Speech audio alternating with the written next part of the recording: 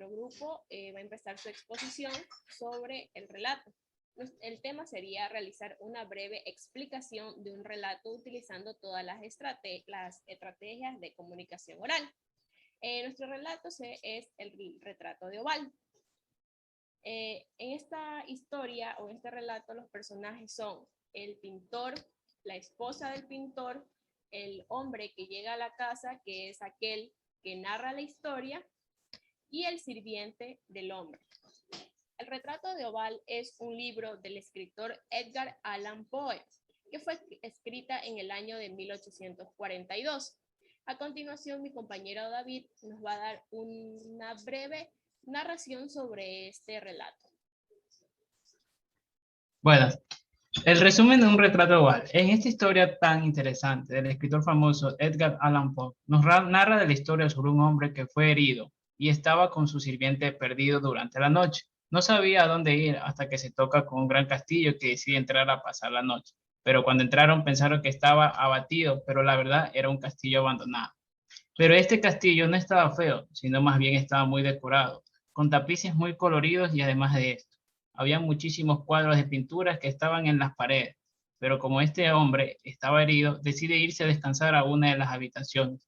Cuando sube a la habitación se den cuenta que hay un libro bajo su almohada, con múltiples críticas y quejas acerca de la maravillosa obra que había en las paredes del castillo. Después, el hombre decide leerlo y de un momento a otro cambia de posición el candelabro que estaba allí y se iluminó una parte de la habitación que anteriormente se encontraba completamente oscura y descubre la presencia de un retrato oval a una joven muy hermosa.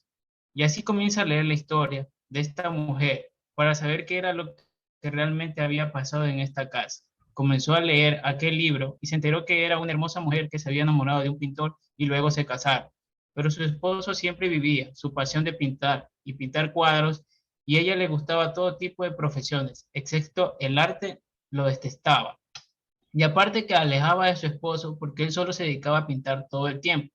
Su esposo se planteó que quería retractarla, pero a ella la rechazó, ya que no le gustaba para nada el arte, pero sin embargo aceptó o porque lo amaba. Tuvo que subir una torre en su mismo castillo para que el que retractaba, ya que duraba unas cuantas horas, pero entonces ella fue y estuvo allí durante mucho tiempo. Pero lo más extraño era que se había debilitado. Cada vez pasaban las horas y ella se sentía peor y más débil, pero su esposo nunca notó, ya que lo estaba enfocado en su pintura, que nunca la llegó a ver, pero ella no la pudo decir nada, ya que lo amaba y si era feliz pintando a ella no le decía nada. Pero este pintor llegó a la mayor sección por la pintura que cada vez que le daba una pincelada a su obra, no se daba en cuenta de que en realidad le estaba quitando las vidas a su esposo. Cuando por fin terminó su obra, se dio en cuenta de que su amada esposa estaba muerta.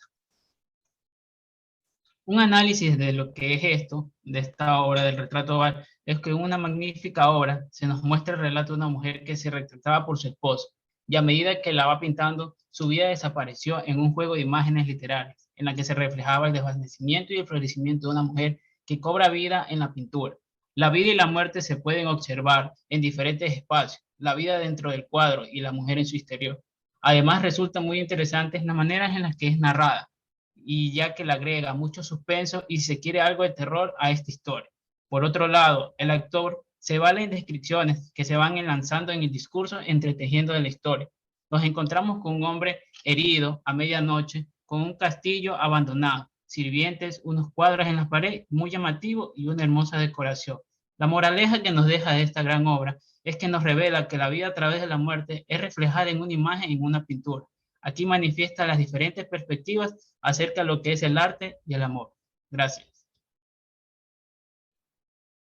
Bueno, en este relato nos muestra que la vida y la muerte se pueden observar en diferentes espacios, la vida dentro del cuadro y la muerte en su exterior. Gracias, licenciada. Esta ha sido nuestra exposición del grupo número 4. Gracias.